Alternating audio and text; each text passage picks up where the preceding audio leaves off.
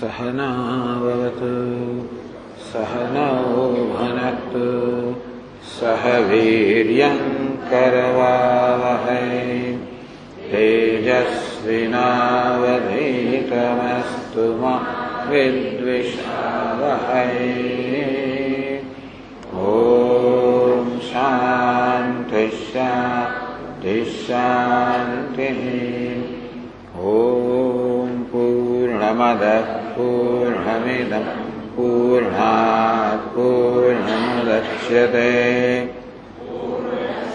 पूर्णमादाय पूर्णमेवावशिष्यते। ॐ शान्ति शान्ति शान्तिः। श्रुतिस्मृतिपुराणानाम् आलयं करुणालयं भगवत्पादं शङ्करं लोकशङ्करं शङ्करं शङ्कराचार्यं केशवं बादरायणं सूत्रभाष्यकृतौ वन्दे पुनः पुनः।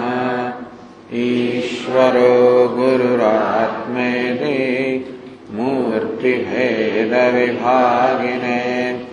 व्योमवद्व्याप्तदेहाय दक्षिणामूर्तये नमः।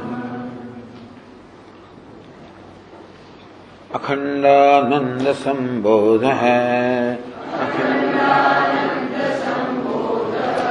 वन्दनाद्यस्य जायते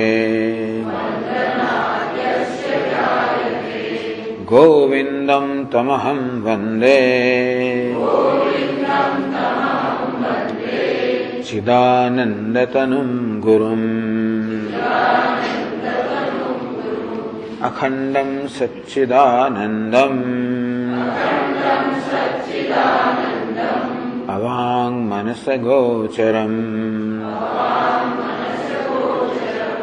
आत्मानमखिलाधारम् आश्रयेऽभीष्टसिद्धये यदा लम्बोदरं हन्ति सतां प्रत्यूहसम्भवम् तदा लम्बे दयालम्बम् लम्बोदरपदाम्बुजम्।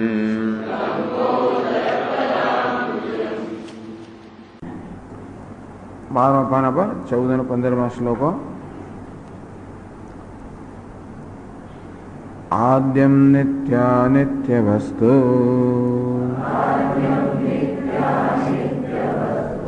विवेकसाधनं मतम्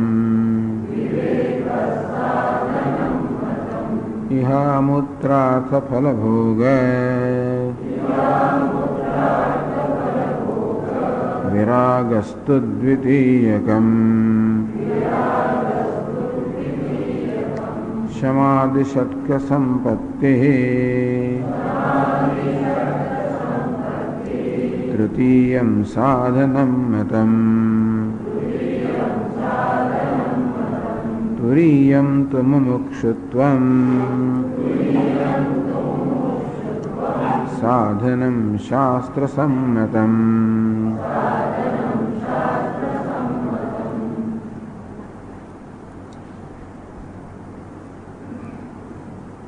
ग्रंथकारे कहो चत्वारि साधनानि अत्र वदन्ति परमर्षयः। परम ऋषियों कैसे के अत्र अर्थात अवेदांतना ज्ञान में हूँ ब्रह्म से प्रकार ज्ञान प्राप्त करा माटे अत्र चत्वारि साधनानि सन्ति।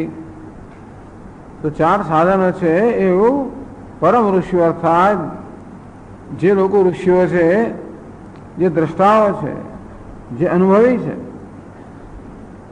એટલે કે શાસ્ત્રનું તાત્પર્ય જાણનારા છે, શાસ્ત્રનું રહસ્ય જાણનારા છે, શાસ્ત્રની ઉપદેશ પદ્ધતિથી પણ જે લોકો જાણકાર છે, આવા અનુભવી જે પરમ ઋષિઓ છે, એ લોકો એમ કહે છે કે આ જીવ અને બ્રહ્મના ઐક્યનું જ્ઞાન પ્રાપ્ત કરવા માટે હું બ્રહ્મ છું, પૂર્ણ છું, એ જ્ઞાન પ્રાપ્ત કરવા માટે 4 સાધનો જોઈએ. મુક્તિરીએ શાંત સદભાવે, આ સાધનો ખરેખર તો મનની વ્યવસ્થાઓ છે. વિવેક, વૈરાગ્ય વગેરે પ્રત્યેક સાધન એ મનના ગુણો છે, મનની અવસ્થાઓ છે.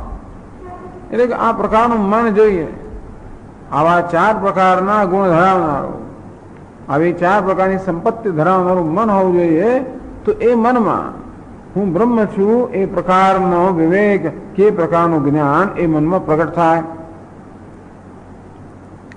એવા મન વડે, એવા અંતઃકરણ વડે આપણે જયારે શાસ્ત્રનું શ્રવણ કરીએ, જ્યારે આપણને જીવન બ્રહ્મના ઐક્યનો બોધ કરવામાં આવે, જ્યારે આપણને એ વસ્તુ સમજાવવામાં આવે, દેખાડવામાં કે બ્રહ્મ છે, ત્યારે આ 4 સાધન ધરાવનારું આપણું મન છે એ વસ્તુને જોઈ શકે, એ હકીકતને જોઈ શકે.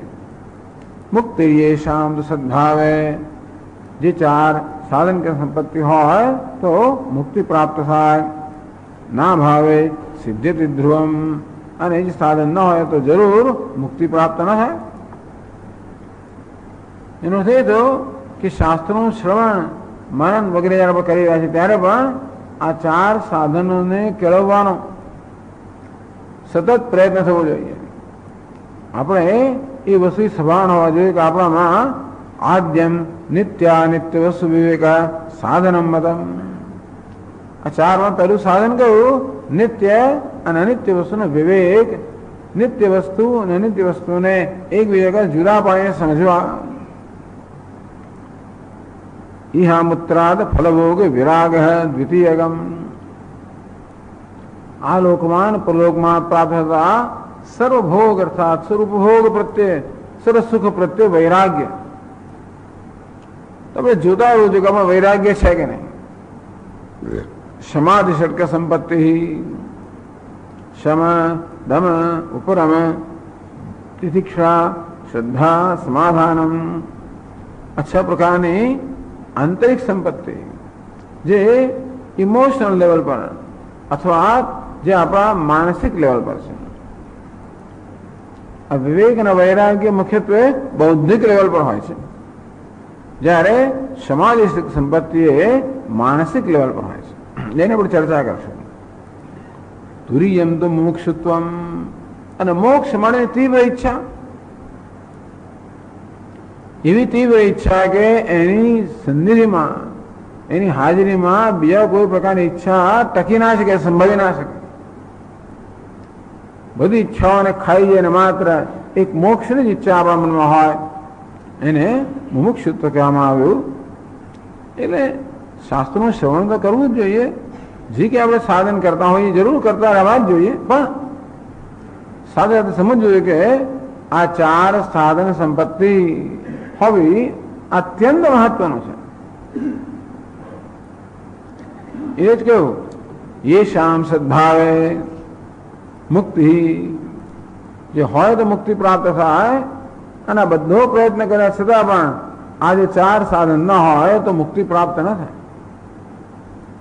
વિમૂઢા નાનુ પશ્યંતિ પશ્યંતિ જ્ઞાન ચક્ષુષા યતંતો યોગિનશ્ચૈનમ પશ્યંત્યાત્મન્યવસ્થિતમ યતંતોપી અકૃતાત્માનઃ નૈનમ પશ્યંતિ અચેતસઃ. અકૃતાત્માનઃ, અસંસ્કૃતાત્માનઃ, અર્થાત અંતઃકરણ સંસ્કૃત થયું નથી, શુદ્ધ થયું નથી. આ 4 સાધનો જેનામાં ઉત્પન્ન થયા નથી, એ યતંત આપી પ્રયત્ન કરવા છતાં પણ એ લોકો પોતાના જ સ્વરૂપને જોઈ શકતા નથી. એમ કરીને આ 4 સાધનોની અનિવાર્યતા સમજાય કે હોવા જોઈએ. એ સાધકે સતત સાવધાનીથી પોતાના મનનું નિરીક્ષણ કરતા કરતા આની નોંધ લેવી જોઈએ, મૂલ્યાંકન કરવું જોઈએ કે મારામાં 4 સાધનો કેટલા અંશમાં છે. અને એમના વિકાસ માટે, એમને કહેવા માટે સતત પ્રયત્નશીલ રહેવું જોઈએ. તો હવે આ પ્રત્યેક સાધનની ચર્ચા કરે છે. પહેલા વિવેકની વાત કરે છે. 16મા શ્લોકમાં કહે છે, બ્રહ્મૈવ નિત્યમન્યતો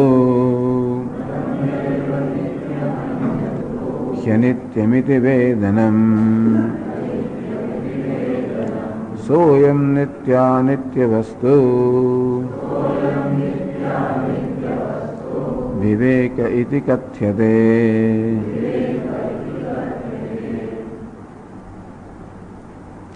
બ્રહ્મૈવ નિત્યમ, એક બ્રહ્મ નિત્ય છે, પરમાત્મા નિત્ય છે, ઈશ્વર નિત્ય છે. અન્યતુ અનિત્યમ, પરમાત્મા સિવાયનું, ઈશ્વર સિવાયનું એટલે જગત. અત્યારે અનિત્ય અને અનિત્ય વસ્તુના વિવેકમાં અને વિભાગમાં બ્રહ્મને, પરમાત્માને, જગતને જુદું પાડીને કહે છે આપણને. પછી આપણે જોઈશું કે અનિત્ય વસ્તુ ખરેખર નિત્ય કરતા જુદી નથી, પણ નિત્ય વસ્તુ અનિત્ય કરતા જુદી છે. પણ પ્રારંભમાં બે છે, બે વસ્તુઓ છે, બે પદાર્થો છે, નિત્ય અને અનિત્ય, આત્મા અને અનાત્મા. તો જે નિત્ય છે એને બ્રહ્મ કહેવામાં આવે. બૃહત્વાત બ્રહ્મ.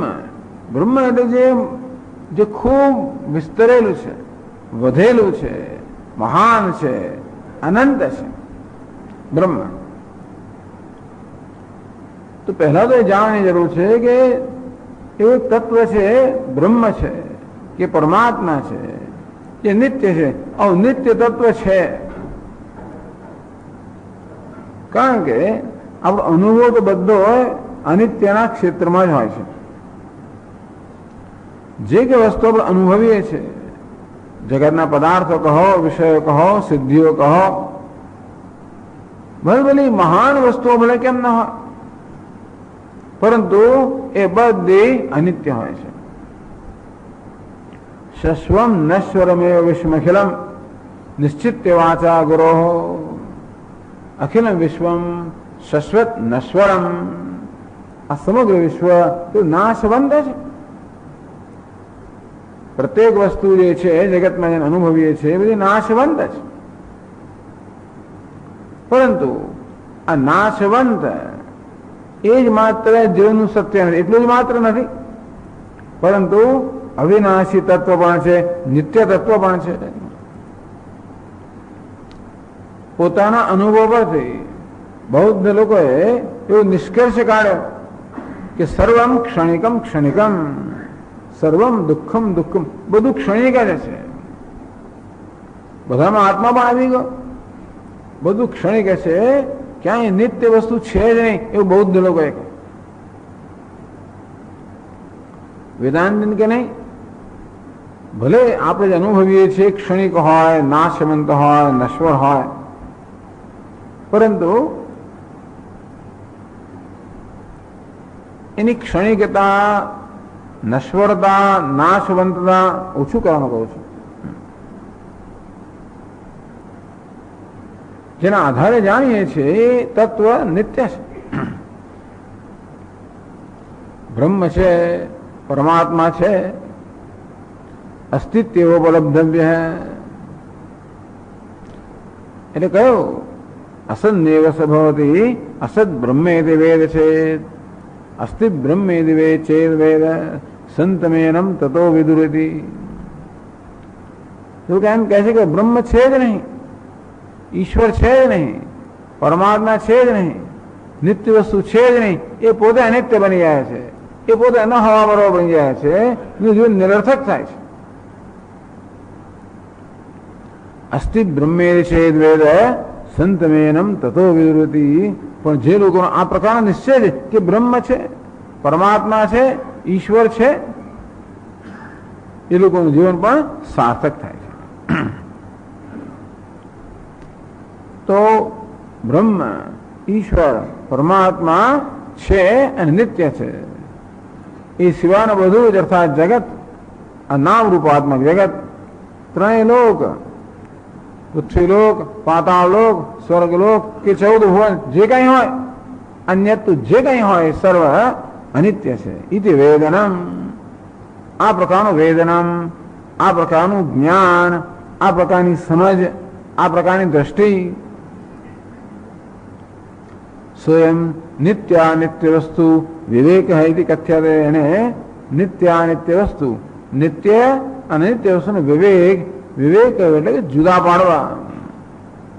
તો નિત્ય અને અનિત્ય, બ્રહ્મ અને જગત એને જુદા પાડવા. અસ્તિ ભાતિ પ્રિયમ, નામ અને રૂપ, જે દેખાય છે નામ અને રૂપ છે એ જગતના અંતર્ગત છે. આદ્યત્રયમ બ્રહ્મ રૂપમ જગત રૂપમ તથોદ્વયમ. આ નામ રૂપ છે જગતના અંતર્ગત છે. અસ્તિ ભાતિ પ્રિયમ એ બ્રહ્મ રૂપ છે. તો અસ્થિ ભાતિ પ્રિય કેવું છે? શાશ્વત છે, નિત્ય છે, પરિવર્તન રહિત છે, નિર્વિકાર છે. નામ રૂપ ભલે ગમે તેવું હોય તો કેવું છે? અનિત્ય છે, નશ્વર છે, વિકારી છે. આ પ્રકારે જાણવું. જાણવું એટલું જ નહીં, પરંતુ આ જ્ઞાન જે છે ને એનો આપણા જીવનમાં પ્રયોગ થવો. અત્યારે આપણે જાણીએ તો છે કે આ જગત સત્ય એવું જાણીએ છીએ આપણે. જગત સત્ય છે. જગતના વિષયોમાંથી, પદાર્થમાંથી, સિદ્ધિઓમાંથી સુખ પ્રાપ્ત એવું આપણે જાણીએ છીએ અત્યારે. શા માટે આ પ્રકારે જાણવાનું કહેવામાં આવે છે? કારણ કે અત્યારે આપણે કંઈક જાણીએ છીએ, અર્થાત આપણે જગત વિશે બહુ સ્પષ્ટ ખ્યાલ ધરાવીએ છીએ. જે કંઈ દેખાય, જે કંઈ અનુભવાય એ એવું ને એવું જ છે, સાચું જ છે. હવે આપણે જાણીએ એટલે કે આ પ્રકારની માન્યતા ધરાવીએ છીએ. અને આ વેદનમ કહો, જાણવું કહો, સમજ કહો, નિશ્ચય કહો, માન્યતા કહો, અભિપ્રાય કહો, એ એના પર આપણું જીવન રચાયેલું છે. જે વસ્તુને આપણે સુખનું સાધન માનીએ એને આપણે ઈચ્છવાના છે. કારણ કે સુખ માટેનો પ્રેમ તો આપણે લઈને જ જન્મ્યા છે, એ કોઈ ઉત્પન્ન કર્યો નથી. સુખ માટે રાગ, દુઃખ માટે દ્વેષ તો આપણે લઈને જ જન્મ્યા છે. આપણે કઈ બેસીને વિચાર્યું નથી કે મારે બસ સુખ જોઈએ, દુઃખ ના જોઈએ, કાળજી નહીં જોઈએ, એવું નથી. દુઃખ ક્યારે પણ ના જોઈએ, સુખ હંમેશા જોઈએ. એટલા જ માટે જેને આપણે સુખનું સાધન ગણીએ છીએ એના પ્રત્યે પણ પ્રેમ કે રાગ સ્વાભાવિક હોવાનો. અને જેને દુઃખનું સાધન માનીએ છીએ એના પર દ્વેષ સ્વાભાવિક હોવાનો. આપણા રાગ દ્વેષ છે આપણા પેલા નિશ્ચયો પર રચાયેલા છે. જીવન વિશેની જે પ્રકારની માન્યતાઓ આપણે ધરાવીએ છીએ કે જીવન આપણે શું ઈચ્છી રહ્યા છીએ, જીવન શું ધ્યેય છે, એની જે પ્રકારની સમજ આપણી હોય એ સમજથી આપણી ઈચ્છાઓ, આપણો વ્યવહાર આ બધું નક્કી થતું હોય છે. પ્રત્યેક ક્ષણે એ સમજ આપણા વ્યવહારનું નિયંત્રણ કરતી હોય છે. આપણા મને જે ઈચ્છાઓ જન્મે, જે ઈરાદા આપણે સેવતા હોઈએ, જેને આપણે મહત્વનું ગણતા હોઈએ, આ બધી વસ્તુઓ નક્કી શા પર થાય છે? જીવનનું ધ્યેય શું છે, સુખનું સાધન કયું છે, હું કેવો છું, જગત કેવું છે, ઈશ્વર કેવો છે, સુખ કોણ આપે છે, ક્યાંથી સુખ પ્રાપ્ત થાય છે. આ જે સમજ કે આ માન્યતાઓ કે અભિપ્રાયો આપણે ધરાવતા હોઈએ છીએ એ જ આપણા બધા વિચારોનું, ઈચ્છાઓનું, મૂલ્યોનું, વ્યવહારનું આ બધાનું નિયંત્રણ કરતા હોય છે. જે માનતો હોય કે ભાઈ છોડો ને આમ સાચું બોલવા જવા દો સ્વામીજી, આ બધી વાતો છે, કશું એવું ચાલતું નથી. હરિશ્ચંદ્ર થયા એટલે કઈ કોઈ સરપાવ આપવાનું નથી. આવી માન્યતા હોય તો ભાઈ સત્યનો ત્યાગ એનો ભોગ આપવાનો જવું પડે ત્યારે.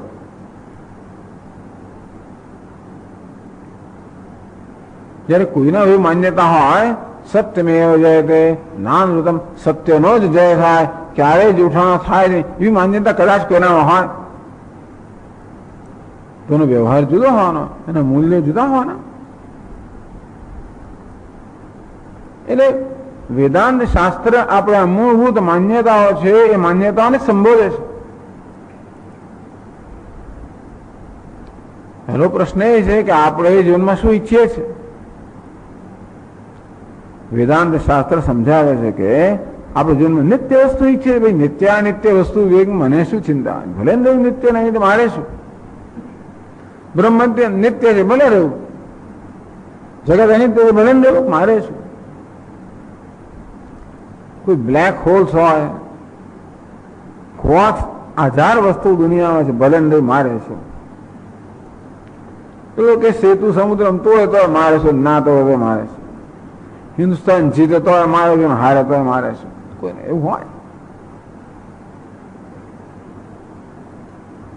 તે રીતે એક નિત્ય વસ્તુ છે ભલે રહી, બીજું અનિત્ય ભલે ને મારે શું. તો કે નહીં, આ નિત્ય વસ્તુ મારા માટે અત્યંત મહત્વની છે.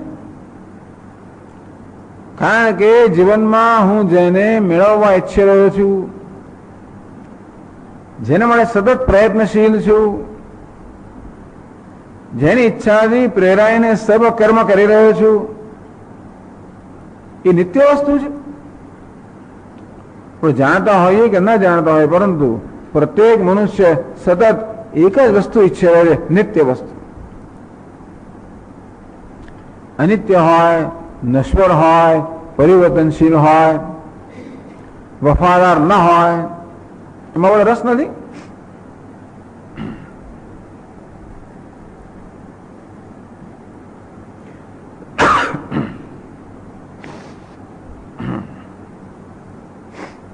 એટલે સ્વામીજી મહારાજ કહે કે everybody is searching for the infallible. દરેક મનુષ્ય ઇનફેલિબલ. ઇનફેલિબલ એટલે વિશ્વસનીય, જે ક્યારેય દગો ના દે, જે મને ક્યારેય નિરાશ ના કરે. ઇનફેલિબલ એટલે જે મને ક્યારેય નિરાશ ના કરે. જે પ્રકારની અપેક્ષા મેં રાખી હોય એ અપેક્ષા પૂરી કરે એવી વસ્તુ જીવનમાં શોધી રહ્યો છું. આપણે નાનપણથી અત્યાર સુધીની આપણી પ્રવૃત્તિઓ, ઈચ્છાઓ બધું આપણે જોઈએ તો ખબર પડશે કે શું જોઈએ છે. ઇનફેલિબલ. મારા જન્મ નવજાત શિશુને મારી માં ભગવાન છે, સર્વશક્તિમાન છે, સર્વજ્ઞ છે. તેથી એને મામાં એવા દર્શન થાય કે આ વિશ્વસનીય છે, ક્યારે મને નિરાશ ના કરે, મારે જે અપેક્ષા બધી પૂરી કરે. અને એ બનતું હોય છે. બાળકની અપેક્ષાઓ અત્યંત ઓછી હોય, માં બધી પૂરી કરી શકते, માટે માં કેવી ઇનફેલિબલ. બાળક મોટું થતું જાય, અપેક્ષાઓ વધતી જાય. નાનું ત્યારે ખબર નહીં કે આને વાંધો કહેવાય, આને દીવો કહેવાય, અને સાપ કહેવાય, બધું પકડવા જાય. નાના બાળકો ભય નહોતો, જયારે મોટું થયું પછી વાંધો, પછી ડરે વાંધાથી, ગરોળથી બૂમ પાડે. મમ્મી આવે, વાંધા દૂર કરે. મારી મમ્મી કેવી છે, સર્વશક્તિમાન છે. પછી એક દાડો બિલાડી આવી ગઈ, મમ્મી ભાગી ગઈ. તો અરે રે, આ મમ્મી સર્વશક્તિમાન તો નથી, મમ્મી મારી બધી આશાઓ તો પૂરી ના કરી શકે. પપ્પા આવે, બાપ બિલાડીને બહાર કાઢે, કૂતરાને બહાર કાઢે, ગૌરવ ફાંકી દે. પપ્પા ઇનફેલિબલ છે, એ સર્વશક્તિમાન છે, વિશ્વસનીય છે, ક્યારે નિરાશ ના કરે. એકદમ ચોર આવ્યો તો પપ્પા ભાગ્યા. આમ જેમ જેમ બાળક મોડું થતું જાય તેમ તેમ જેના પર પોતે વિશ્વાસ મૂક્યો હતો એની મર્યાદાઓ જાણતું થાય તેમ તેમ એનો વિશ્વાસનો ભંગ થતો જાય. એટલા જ માટે આપણું મન એકમાંથી બીજામાં, બીજામાંથી ત્રીજામાં આપણે આશા પૂરીને મન છોડી દે ને. વેદાંત સ્વામી બહુ સાંભળ્યું, મારી અપેક્ષા પૂરી થઈ નથી, બીજું કઈ શરૂ કરે, પેલું આ શરૂ કરે, આ પેલું શરૂ કરે વગેરે. આમ પ્રયોજનમ અનુદ્દિશ્ય નમંદોપી પ્રવર્તતે. પ્રયોજનને ધ્યાનમાં રાખ્યા વગર કોઈ કશી પ્રવૃત્તિ કરે નહીં. એ પ્રયોજન સિદ્ધ ના થતું હોય તો આપણે છોડી જ દઈએ. છોડતા છોડતા છોડતા છોડતા ભમ્યા જ કરે છે બિચારો, ક્યાંય ઠેકાણું પડ્યું નથી. મંકોડો મારા ઉપર ફરે છે પણ એટલે આપણે જયારે વિચારીએ કે આપણે શું ઈચ્છીએ છીએ ત્યારે જણાશે કે આપણે ઇન્ફેલિબલ, વિશ્વસનીય, જે ક્યારે દગો ના દે, ક્યારે નિરાશ ન કરે, એવું ઈચ્છી રહ્યા છે. એવું કંઈક છે જગતમાં? એવું કંઈ છે ખરું? તો હોવું તો જોઈએ. જો ન હોય તો ક્યારે આપણા ઈચ્છા ન હોય. સ્વામી મહારાજ કહે કે જો બે પ્રકારની ઈચ્છાઓ છે. એક છે સ્વાભાવિક ઈચ્છાઓ, બીજી ઉપજાવેલી ઈચ્છાઓ, આગંતુક ઈચ્છાઓ. આપણને ભૂખ લાગે, તરસ લાગે, આ બધી સ્વાભાવિક ઈચ્છાઓ, જરૂરિયાતો છે. એ આપણે ઉત્પન્ન કરેલી નથી, જન્મ્યા એને લઈને જન્મ્યા છે ને. તો નિયમ એવો છે કે જે સ્વાભાવિક ઈચ્છાઓ છે એને પૂરી કરવા માટે કોઈ ઉપાય હોવો જોઈએ. ભગવાને રચ્યો જ હોય. દાંત આપે તો ચાવન અન્ન આપે એ ખરા. દાંત આપે ને ચાવ અન્ન જ ના આપે એવું ના બને. આ સર્જનની એ પ્રકારની રીત છે ને. તેવી રીતે સુખી થવાની, મુક્ત થવાની મારી ઈચ્છા સ્વાભાવિક છે, મેં ઉત્પન્ન કરેલી નથી. વિશ્વસનીય કહો, વફાદાર કહો, કઈ વસ્તુ વફાદાર હોઈ શકે? જે નિત્ય હોય, જે બદલા દેના હોય તે. જે અત્યારે એક સંજોગોમાં અમુક પ્રકારની દેખાય, બીજા સમયમાં બીજા પ્રકારની દેખાય, એ વસ્તુ તો વફાદાર ના જ કહેવાય ને. આપણે શું જોઈએ? જે જેવું દેખાય છે તેવું જોઈએ, ક્યારે ના બદલાય, તો આપણે વિશ્વાસ મૂકી શકીએ. તે પોતે પૂર્ણ હોય, જેના પોતાનો કોઈ ખૂટતું ના હોય, જે સ્વયં નિર્ભય હોય, જે સ્વયં નિર્ભય હોય, પૂર્ણ હોય, કોઈ ઉણપ વગરનું હોય, પોતાને પૂર્ણ સંતુષ્ટ હોય, આવું હોય તો જ આપણે ઈચ્છીએ છીએ એવો આશ્રય આપણે મળી રહે. જે મને આશ્રય મળે, જ્યાં મને ભયમાંથી મુક્તિ મળે, જ્યાં બધા પ્રકારના સુખમાં દુઃખમાંથી મુક્તિ મળે, એવું શોધી રહ્યા છે આપણે. કે જેને પામ્યા પછી કે પામવાની જરૂર ના પડે, જેના પામ્યા પછી કોઈ દુઃખ ના રહે, કોઈ ચિંતા ના રહે, કોઈ ભય ના રહે.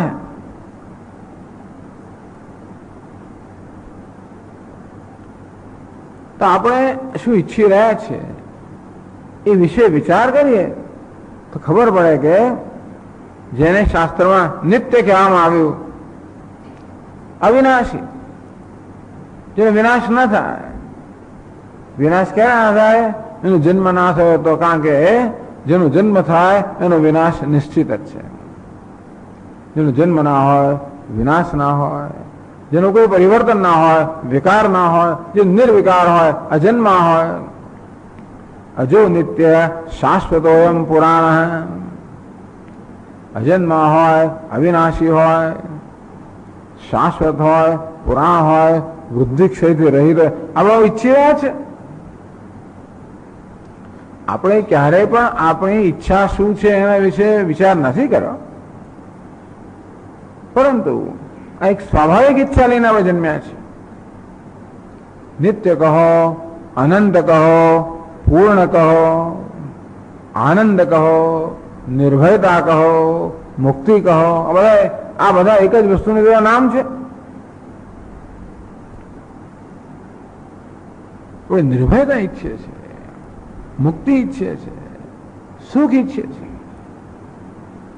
એવું સુખ જે આવ્યા પછી ક્યારે ના જાય, જ્યાં દુઃખનો લેશ માત્ર પણ ના હોય, એવું તો ખરું ને, એવું જ ઈચ્છે ને.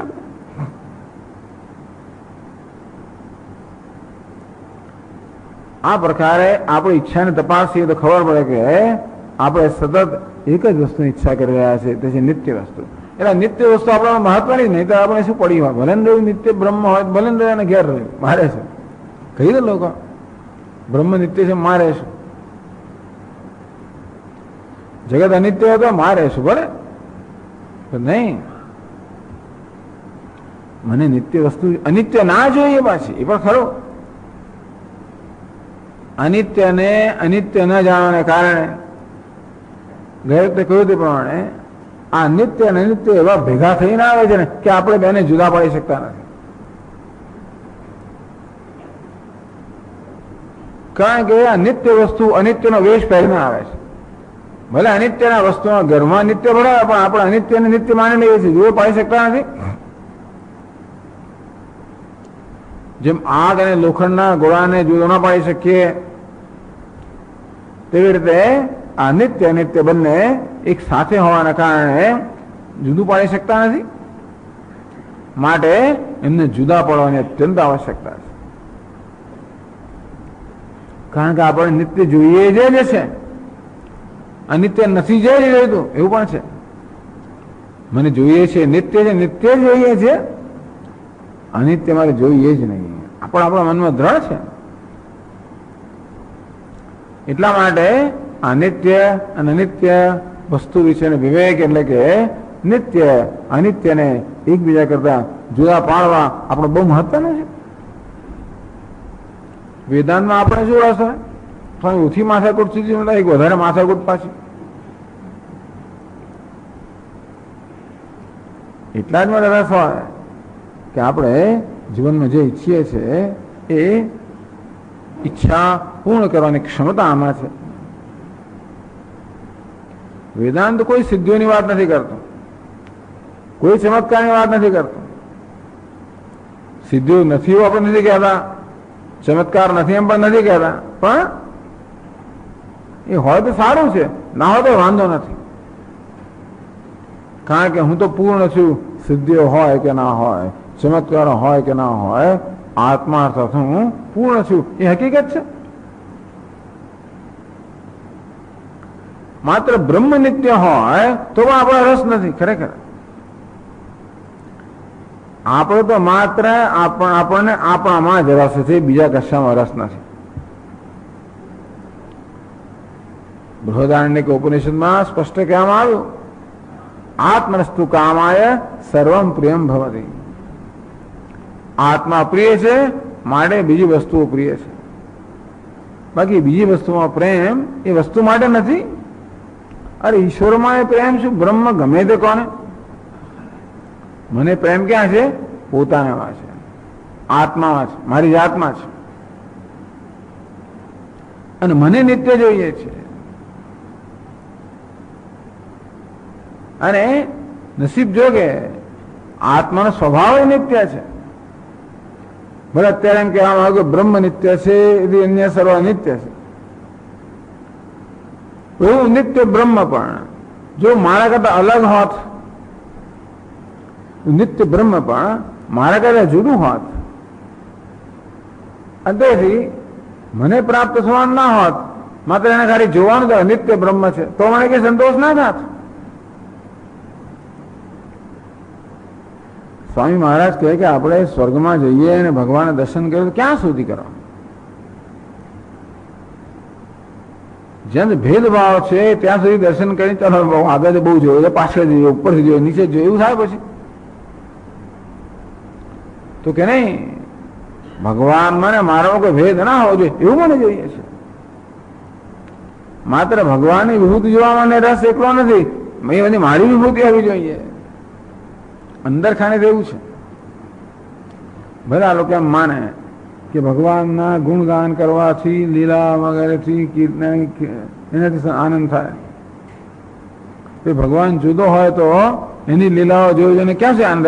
સેવડે આપણે ઈર્ષ્યા થાય કે આ ભગવાન ખરો, આ તો મજાક બાપુ. આપણે એવા ને એવા જ રહેવાના હોઈએ. ભગવાનની લીલાનું ગાન કરો આપણે એવા ને એવા, તો આપણને એમાં રસ નથી. જાણવું આપણને એક જ વસ્તુમાં આપણામાં રસ છે, આપણા સુખમાં રસ છે, આપણી મુક્તિમાં રસ છે, આપણી પૂર્ણતામાં રસ છે, એટલો જ રસ છે.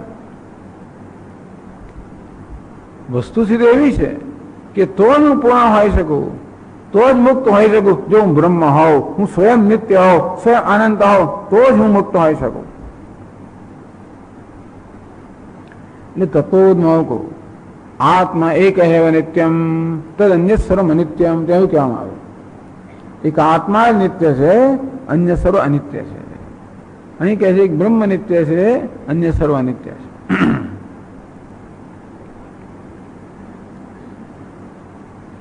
એટલે સ્વયં નિત્યાનિત્ય સુવિવેક કથ્યતે. બ્રહ્મને, પરમાત્માને, આત્માને નિત્ય જાણવો. બુદ્ધિના સ્તરે પણ શરૂઆતમાં જ્ઞાન માત્ર બુદ્ધિના સ્તરે, સમજના સ્તરે હોય, પણ બહુ મહત્વનું છે. પણ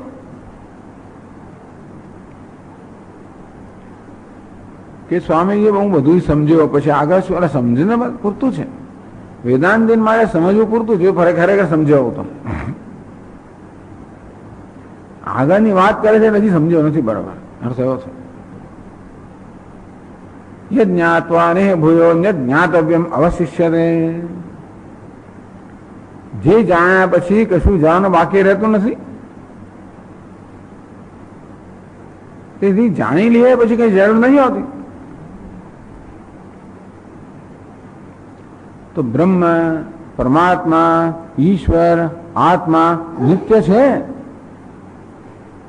એ સિવાય બધું અનિત્ય છે. નિત્ય વસ્તુ એકથી વધારે ના હોય. નિત્ય વસ્તુ એકથી વધારે બે એક બે સામસામ ઉભા રહે, બંને એકબીજાને અનિત્ય બનાવી દે. નિત્ય વસ્તુ કેટલી હોય? એક જ હોય.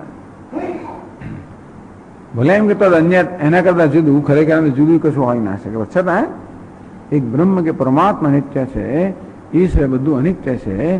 આ પ્રકારનો વિવેક, આ પ્રકારની સમજને નિત્યાનિત્ય વસ્તુ વિવેક કહેવામાં આવી. આ વિવેક કેમ થાય એ માટેની રીત બતાવે છે.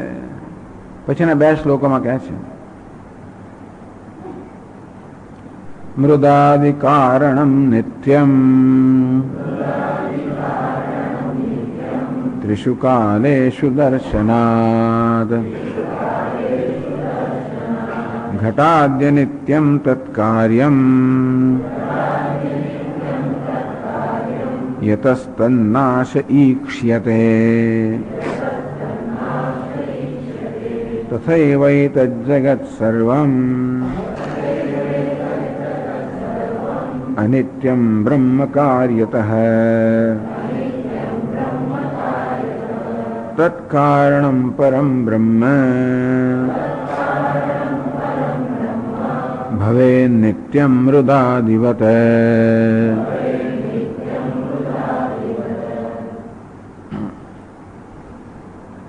ચાલો નિત્ય અનિત્યનો વિવેક કરી શકીએ માટે આપણને પદ્ધતિ સમજાવે છે કે કારણ નિત્ય છે, કાર્ય અનિત્ય છે. કયું કારણ? ઉપાદાન કારણ નિત્ય છે અને કાર્ય અનિત્ય છે.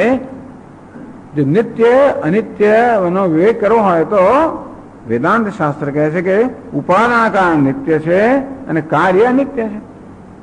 પેલા દ્રષ્ટાંત આપ્યું.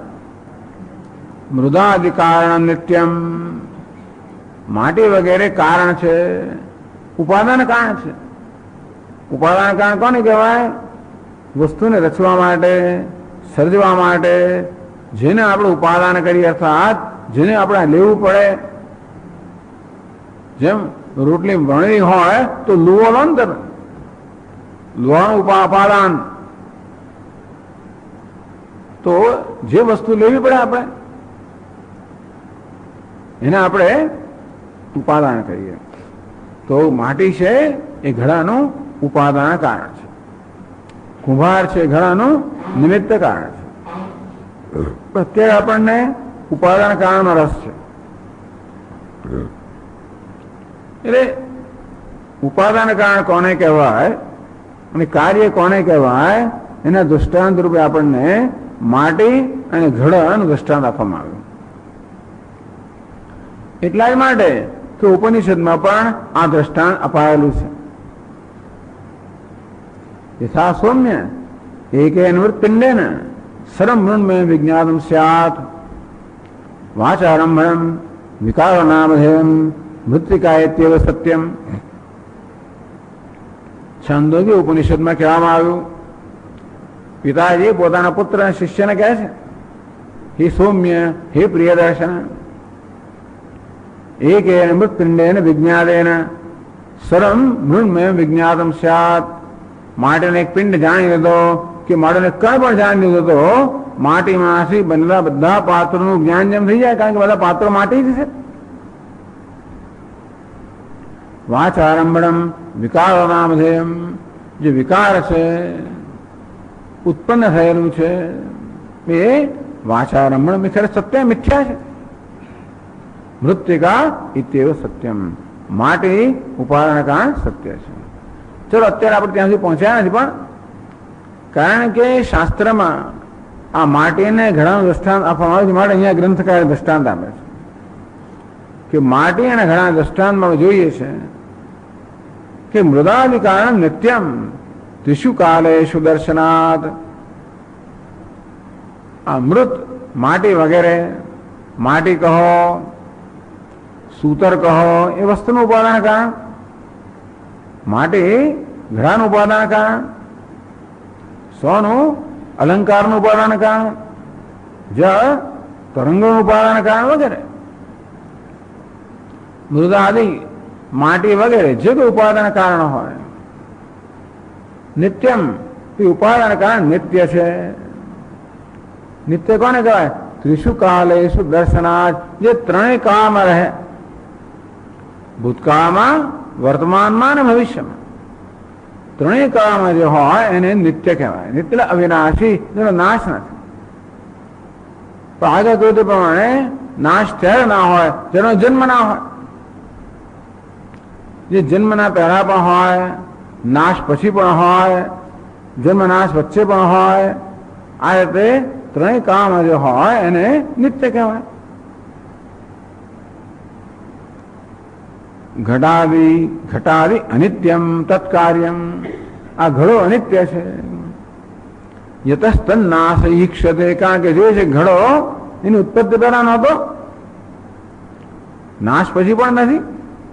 તો સ્વામી કોને ખબર ઉત્પત્તિ પહેલા નહોતો? મેં તો કઈ જોયું નથી ભાઈ. કઈ વાંધો નહીં,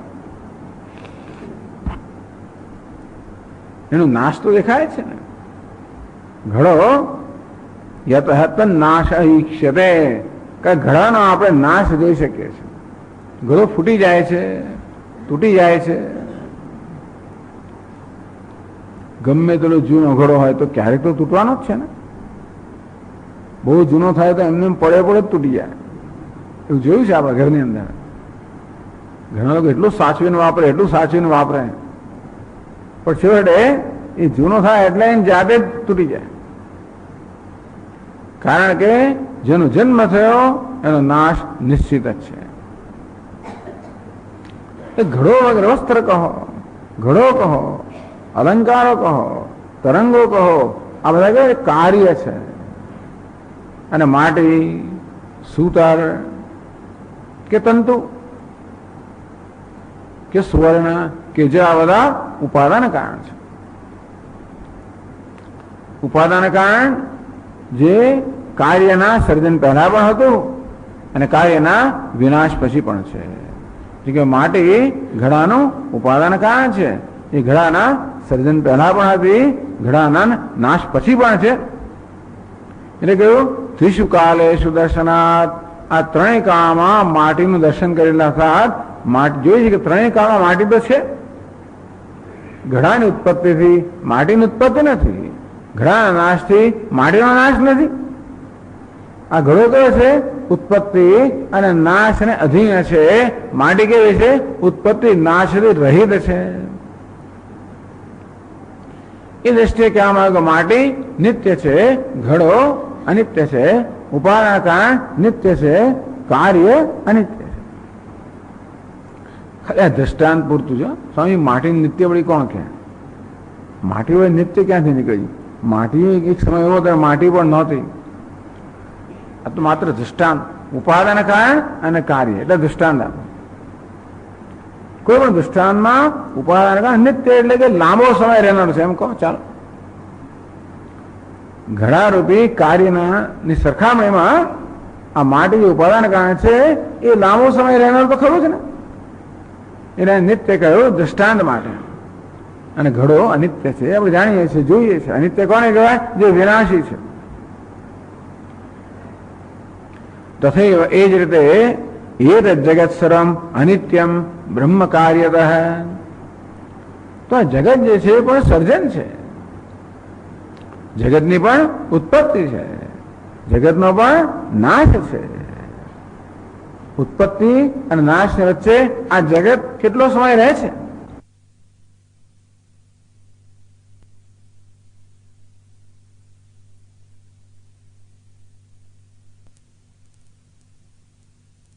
ઉત્પન્ન થયું, પરમાત્માથી ઉત્પન્ન થયું. આગળ બધું શીખવાડે છે. આ તો અત્યારે આમ મોટી મોટી વાત કરે છે, પણ શાસ્ત્ર શું કહે છે? પછીના શ્લોકમાં જ કહે છે જગતની ઉત્પત્તિ શેમાંથી થઈ? બ્રહ્મમાંથી, પરમાત્મામાંથી. અર્થાત બ્રહ્મ કે પરમાત્મા કે ઈશ્વર જગતનું ઉપાદાન કારણ છે. આ નામ રૂપાત્મક કેવું છે? કાર્ય છે. જગત સર્વમ અનિત્યમ.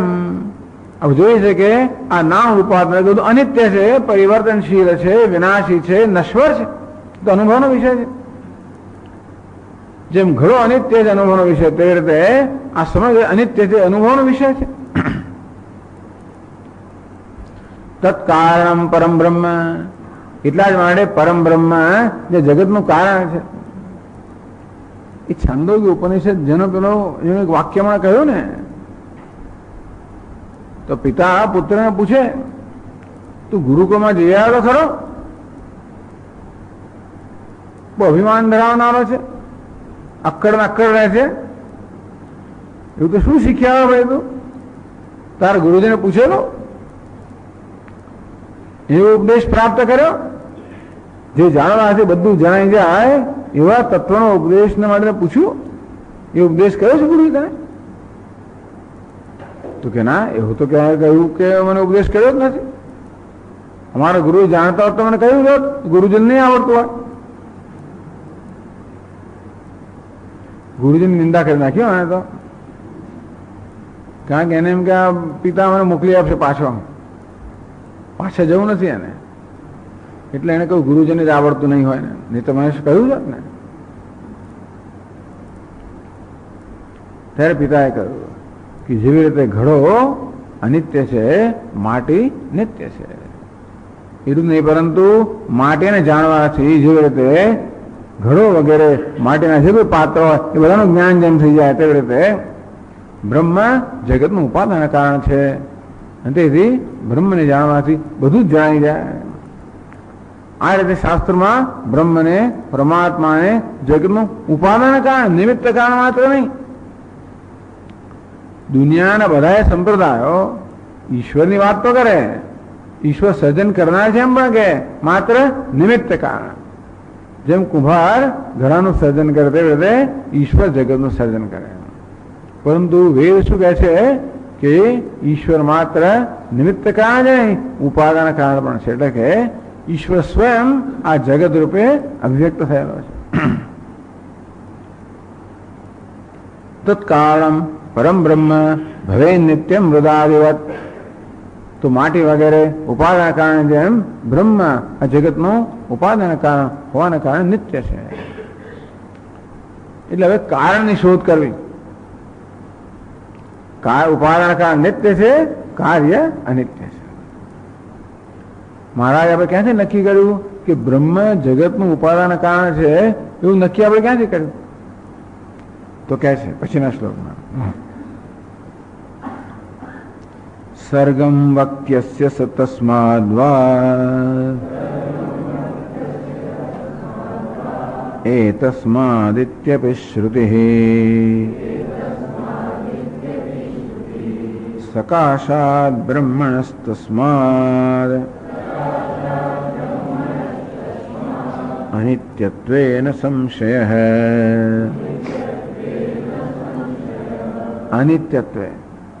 અનિત્યત્વેન સંશયઃ.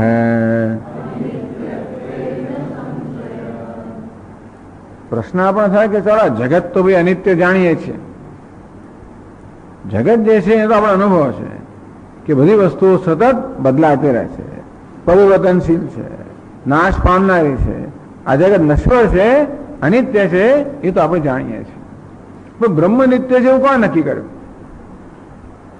બ્રહ્મ નિત્ય છે એવું નક્કી ક્યાં થયું? એટલે પહેલા કહ્યું કે કાર્ય કારણમાં જે ઉપાદાન કારણ હોય નિત્ય હોય અને કાર્ય અનિત્ય હોય. તો બ્રહ્મ જગતનું ઉપાદાન કારણ છે, અનિત્ય છે એવું આપે ક્યાંથી નક્કી કર્યું? તો કે હું નથી કહેતો, શાસ્ત્ર કહે છે, તૈત્તિરીય ઉપનિષદ કહે છે. તસ્માદ વા એતસ્માદ આત્મનઃ આકાશ સંભૂતઃ આકાશાદ વાયુ.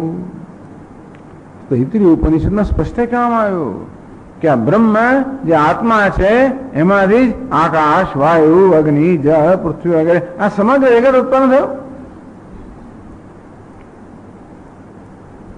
એ પછી અમે કહીએ છીએ કે બ્રહ્મ જગતનું ઉપાદાન કારણ છે અને માટે નિત્ય છે.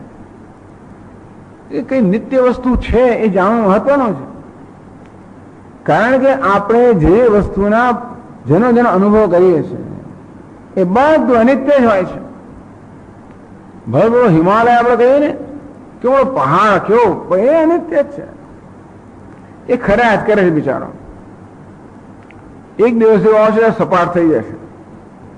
આપણે ઈચ્છતા નહીં પણ એવું કુદરતનો નિયમ છે. એની જાતે સપાટ નહીં થાય તો કુદરત કરી નાખશે. એવા ભૂકંપો થશે આમથી આમ આમથી આમ, એમાંથી ઉભો થયો બિચારો. આ હિમાલય જે ઉભો થયો છે ને એમાંથી ઉભો થયો છે. જે વસ્તુ હિમાલય ઉત્પન્ન કર્યો એ વળી પાછું એનો વિનાશ પણ કરી શકે. એટલે ભલભલી મહાન વસ્તુઓ પણ કેવી છે? નશ્વર છે. એ આપણે જોઈએ છીએ. આ બધું સર્જન છે. એનું ઉપાદાન કારણ બ્રહ્મ છે. માટે બ્રહ્મ ઉપાદાન કારણ હોવાના કારણે નિત્ય છે. કોણ કહે છે બ્રહ્મ ઉપાદાન કારણ છે? શ્રુતિ કહે છે, વેદ કહે છે. તસ્માદ અનિત્યત્વે ન સંશય. એટલે આ જગતના અનિત્યત્વમાં કોઈ સંશય નથી અને બ્રહ્મના નિત્યત્વમાં કોઈ સંશય નથી. બ્રહ્મ નિત્ય છે એમાં કોઈ સંશય નથી, જગત અનિત્ય છે એમાં કોઈ સંશય નથી. જે કોઈ વસ્તુ સર્જાય હોય અનિત્ય જ હોય, ઉપાદાન કારણ નિત્ય હોય. એટલે પછીના શ્લોકમાં કહે છે, આમ કહેતા કહેતા એકાદ શું કહેવાય ને, એકાદ ટોણો પણ મારેલા છે. વાત કરતા હોય આપણે એક બે સાથે, ઘણી વાર જરાક આમ તીરછે ને પેલાને પણ થોડું થોડું લપેટી લઈએ ને અંદર. બીજા આજુબાજુ ઉભા હોય એ લોકોને પણ લપેટી લઈએ. તેવી રીતે ગુરુજી આપણને કહી રહ્યા છે પણ જોડે જોડે બીજાને લપેટી રહ્યા છે. જે લોકો એમ માનતા હોય કે વૈકુંઠ છે નિત્ય છે, એમને માટે કહેવામાં આવે છે 20મા શ્લોકમાં,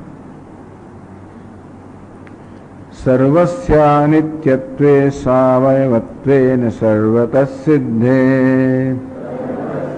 નિત્યત્વે સાવયવત્વેન સર્વતઃ સિદ્ધે. વૈકુંઠાદિષુ નિત્યમતિર્ભ્રમ એવ મૂઢબુદ્ધીનામ. વૈકુંઠાદિષુ નિત્યત્વમતિર્ભ્રમ એવ મૂઢબુદ્ધીનામ. વૈકુંઠાશુ નિત્યત્વમતિર્ભ્રમ એવ મૂઢબુદ્ધીનામ. સર્વસ્ય અનિત્યત્વે સાવયત્વેન સર્વત સિદ્ધે. કઈ વસ્તુ અનિત્ય હોય? જે સાવયવ હોય. સાવ એટલે અનેક અવયવોને બનેલી હોય. જેમ કે આ વસ્ત્ર અનેક બધા તંતુઓને જોડવાથી ભેગા કરવાથી બનેલું છે ને, એને કહેવાય સાવયવ. આપણો દેહ કેવો કહેવાય? અનેક અવયવોનો બનેલો છે, એને કહેવાય સાવયવ. અવયવ સહિતનો કોઈ પણ વસ્તુ તમે કોણ જુઓ ને, આ માઇક્રોફોનમાં સાવયવ. જગતના દરેક પદાર્થો નાની મોટી વસ્તુ ભેગી કરીને બનેલા છે. આ ઘડિયાળમાં કેટલા અવયવો છે, મોટર કારમાં કેટલા એટલે પાર્ટ્સ છે, શરીરમાં કેટલા અવયવો છે, ટેબલ ખુરશી ગમે તે કહો. અને ઇલેક્ટ્રોનમાં અવયવો છે. નવા એ લોકો નવા બધા સબએટોમિક પાર્ટિકલ શોધતા જ જાય છે. જે કઈ વસ્તુ અનુભવનો વિષય હોય એ અનિત્ય હોય અને સાવયવ જ હોય. એટલે બીજું પેલું ક્વાર્ક ગમે તેવો નાનામાં નાનો અણુ હોય એ પણ જ્યાં સુધી અનુભવનો વિષય ત્યાં સુધી કશાક અવયવોથી બનેલો છે. આ વેદાંતનો સિદ્ધાંત છે. યદ દૃશ્યમ તદ જડમ તદ અનિત્યમ. જે કોઈ દૃશ્ય હોય, અનુભવનો વિષય હોય, એ જળ હોય, અનિત્ય હોય. અનિત્ય અને સાવયવ અનેક અવયવોનો બનેલો હોય. જે કોઈ વસ્તુનું સર્જન થાય એ અનેક અવયવોનું બનેલું હોય. માટે સર્વસ્ય સાવયવત્વેન સર્વતઃ અનિત્યત્વે સિદ્ધે. જે વસ્તુ અવયવ હોય એ અનિત્ય હોય એ પ્રકારે બધી વસ્તુઓ જગતની અવયવ હોવાના કારણે કાર્ય છે અનિત્ય છે. વૈકુંઠનું વૈકુંઠાદિષુ નિત્યત્વમતિર ભ્રમ એવ મૂળ બુદ્ધિરામ. વૈકુંઠ કહો, સાકેત કહો, ગમે તે લોક કહો, અરે બ્રહ્મલોક કહો, એ પણ અનેક બધા અવયવોનો બનેલો છે. ત્યાં નીચે હોય, ઉપર હોય, બધું હોય તો ખરું જ ને.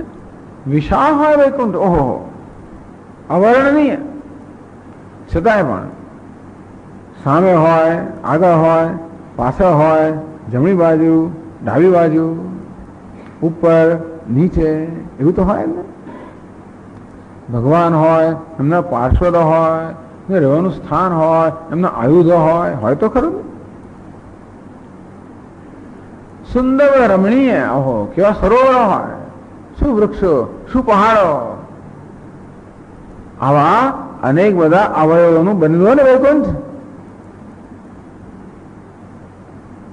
ભલે વસ્તુ ગમે તેટલી મહાન હોય, પણ જ્યાં સુધી અવયવોને બનેલી છે ત્યાં સુધી કાર્ય છે ઉત્પન્ન થયેલી છે. એટલે ભગવદ્ ગીતામાં ભગવાને સ્પષ્ટ કહ્યું, આ બ્રહ્મભુવનાન લોકા પુનરાવર્તિનો અર્જુન. હે અર્જુન, બ્રહ્મલોક સુધીના બધા જે ક્ષેત્ર છે લોકવાદના પુનરાવર્તિ, આવન જાવન કરનારા છે, અનિત્ય છે. વૈકુંઠાદિષુ નિત્યત્વમતિ ભ્રમ એવ મૂઢ બુદ્ધિરામ. તેથી વૈકુંઠ કેવા કોઈ લોકને નિત્ય માનવો, એને જીવનનું ધ્યેય માનવું, એમ માનવું કે એ પ્રાપ્ત કર્યા પછી કે પ્રાપ્ત કરવા નહીં રહે. ભ્રમ એવ મૂઢ બુદ્ધિરામ. એ ખરેખર તો અવિવેકી મનુષ્યનો ભ્રમ છે. બાકી કોઈ વસ્તુ બ્રહ્મ સિવાયની, પરમાત્મા છે, ગમે તે વસ્તુ હોય અનિત્ય થવાનું.